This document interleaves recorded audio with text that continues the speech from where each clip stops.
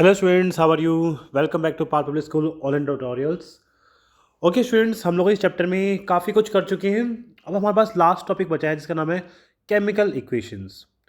तो चलिए फिर स्टूडेंट्स इस चैप्टर को फिनिश कर देते हैं और फिर आपके नेक्स्ट क्लास में आप लोग नेक्स्ट चैप्टर हम लोग स्टार्ट करेंगे। Okay, the last topic is chemical equations. आप जानते हैं केमिकल इक्वेशंस क्या होती है? देखिए, केमिकल रिएक्शंस आप लोगों ने प्रीवियस क्लासेस में पढ़ा होगा कुछ केमिकल चेंजेस के बारे में। केमिकल चेंजेस वो चेंजेस होते हैं जिसमें कोई नया सब्सटेंस फॉर्म होता है। A reaction in which a new substance is formed is known as chemical change. उसी को हम बोलते हैं केमिकल रिएक्शन। टू और मोर सब्सटेंसेस या फिर सिंगल सब्सटेंस भी हो सकता है, reacts to form something new. It is known as what? A chemical reaction. और इसको रिप्रेजेंट करते हैं हम केमिकल इक्वेशन से।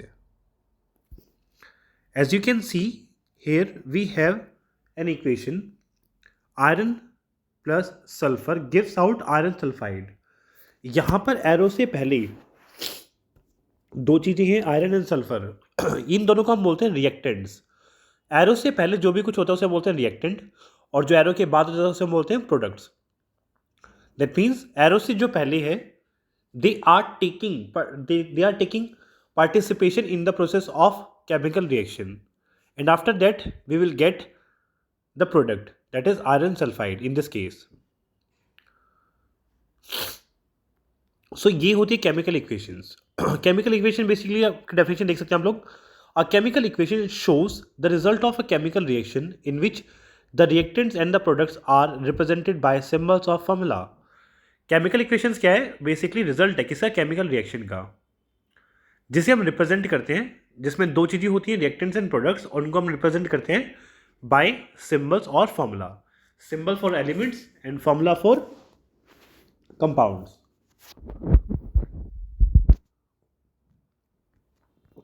ओके स्टूडेंट्स, आगे देखते हैं। अब देखिए, एक रिएक्शन जो होती है, reaction sometimes reactions are not balanced.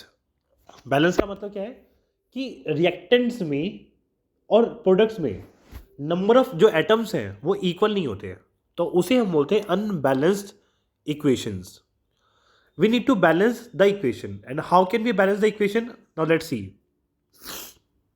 C an example of H2 plus Cl2 gives out HCl. Here we can see that there are two atoms of hydrogen in reactant and only one atom is present in the product. ठीक है, hydrogen के दो atom है left hand side पे और right side पे one atom है। और क्लोरीन का भी सेम बात है, क्लोरीन की लेफ्ट में दो है और राइट में एक ही है। तो हमें इसे बैलेंस करना है। अब बैलेंस करने के लिए क्या करेंगे? हम लोग HCl को 2 से मल्टीप्लाई कर सकते हैं। अब देखिए, ये बैलेंस हो चुकी है reaction. Now let's take one more example. H2 plus O2 gives out H2O. यहाँ पर लेफ्ट हैंड साइड पे दो हाइड्रोजन है और राइट साइड पे भी दो हाइड्रोजन है।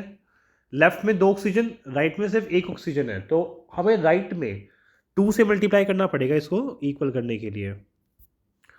राइट में दो ऑक्सीजन हो गए, लेफ्ट में दो ऑक्सीजन, बट राइट में दो, 2 2 ज़ा 4 हाइड्रोजन हो चुके हैं और लेफ्ट में 2 ही हैं, तो हमें इसे अगेन 2 से भी मल्टीप्लाई करना पड़ेगा। तो now it is balanced. Okay students, now let's see one more. N2 plus H2 gives out NH3.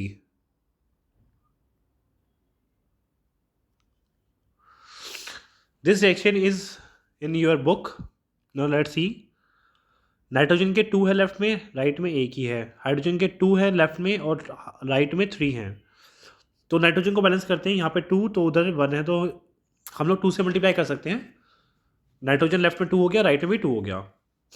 Hydrogen right में 6 है, लेफ्ट में 2 है, तो हम इसे 3 से मल्टीप्लाई कर सकते हैं। Now it is balanced.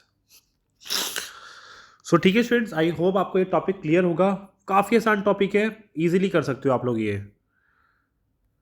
तो ये क्लास देखिए, ये इसका लास्ट टॉपिक था आपका। अब इसके चैप्टर में कुछ नहीं पेंडिंग आपका, आप लोग इसकी एक्सरसाइज कर सकते हैं।